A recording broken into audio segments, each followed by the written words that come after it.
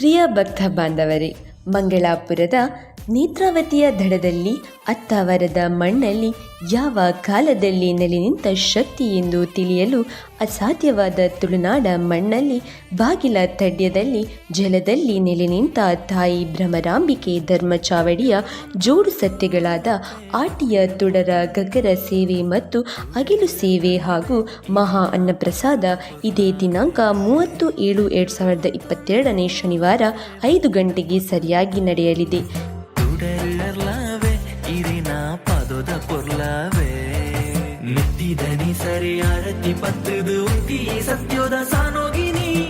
ಈ ಒಂದು ದೇವತಾ ಸತ್ಕಾರ್ಯದಲ್ಲಿ ತಾವೆಲ್ಲರೂ ಬಂದು ಗಂಧಪ್ರಸಾದ ಸ್ವೀಕರಿಸಿ ದೈವದೇವರ ಕೃಪೆಗೆ ಪಾತ್ರರಾಗಬೇಕಾಗಿ ವಿನಂತಿಸುವ